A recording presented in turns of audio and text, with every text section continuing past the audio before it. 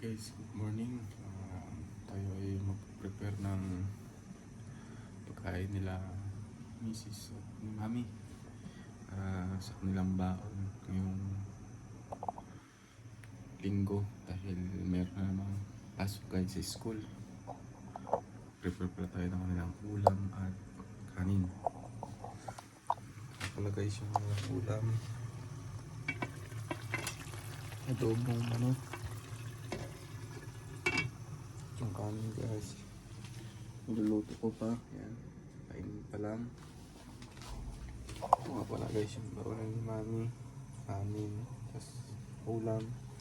Kay Mrs. kanin at ulam guys. Yun guys, lalagyan tayo ng ulam.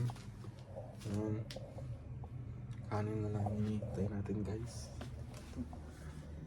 Kainin na. Ito guys yung kanilang mga lagyanan ng baonan. Ito kay misis ko. Okay.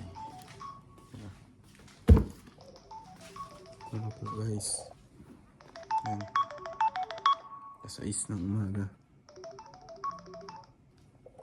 6 AM ng umaga dito ngayon guys sa Abu Dhabi. Ito naman guys kay Mami. Kay Mami. Ayan yung baon.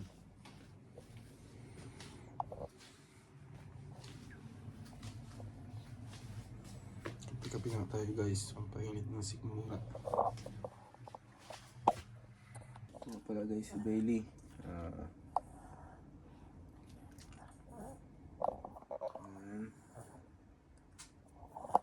Oras na ng kain ni Bailey na yun. Alas 6 na yun.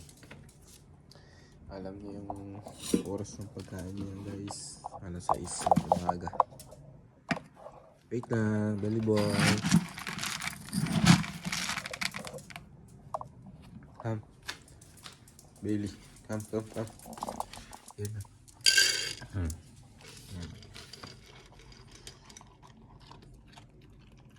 Kain siya guys.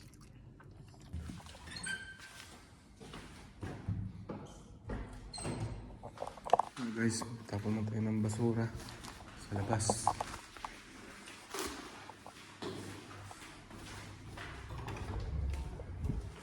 Guys, alas 6 ng umaga dito.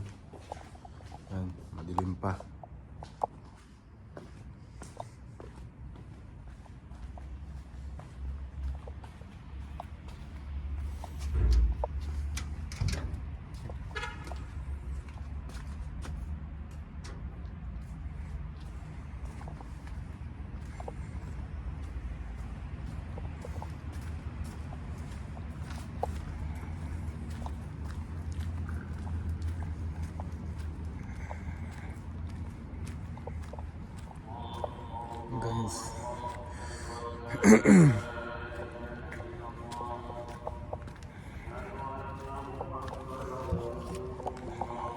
Guys, basa.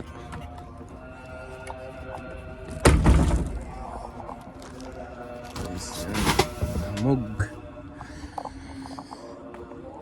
Meron kayo naririnig guys, yan yung calling ng mga kapatid nating prayer time nila. Saka dito guys, kapag lalabas ka, kapag sinara mo tong gate, dapat lagi kang mayroong dalang yan guys, susi. Kasi kapag oras na lumabas ka at nailak mo itong gate, hindi ka kaagad makakapasok, maghihintay ka pa nung lalabas or tatawag ka doon, tatawag tayo sa bahay para buksan tayo ng pinto. Guys, magbalikin tayo dito.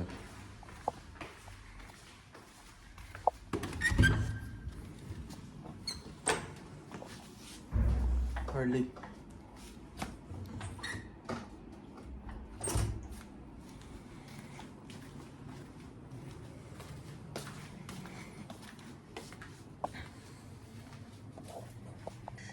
guys, napaglagay na tayo ng kanin. Ng baunan, yan. Hintayin lang natin yan lumamig. Tapos tatakpan na natin at ilalagay na natin doon sa kanilang lagyan ng itong pagkain nila guys. Yan. Proverbs chapter 7 verse 24. Hearken unto me now, therefore, O ye children, and attend to the words of...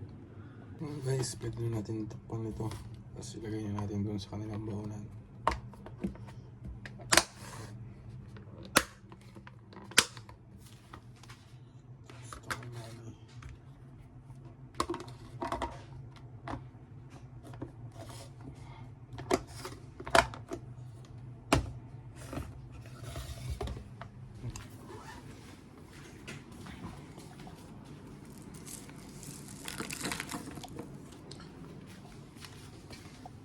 Ito.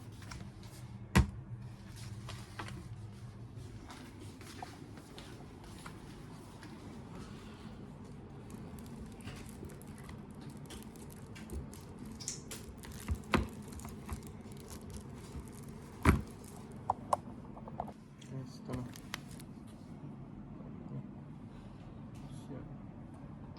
Tsara, kanin, ulam. Tsara, kanin, ulam. Sweet. Sabi nga dyan sa Proverbs chapter 7 verse 27, Hearken unto me now, therefore, O ye children, and attend to the words of my mouth. Bilang isang anak or magulang na meron pang mga magulang din na tayo ay makinig sa kanila. Tayo ay makinig sa ating mga magulang or sa mga nakakatanda dahil sabi nga, isang kasabihan, mga Pinoy, papunta ka pa lang, pabalik na ako. Pero lagi tayong makinig sa kanilang mga payo dahil hindi nila tayo gugustuhin mapariwara o masira yung ating buhay. Ang gusto ng ating mga magulang is mapaayos yung ating buhay, yung ating sarili, like sa Panginoon. Gustong gusto tayong lumapit, magpakumbaba sa harapan ng Panginoon dahil yun yung kanyang plano at kalooban sa bawat isa na patuloy na magkaroon ng tapat na pamumuhay, especially yung may pananampalataya sa Kanya. Yun lang guys, see you again sa next na video natin. Pa-like, pa-share, and subscribe na rin guys. Thank you and God bless.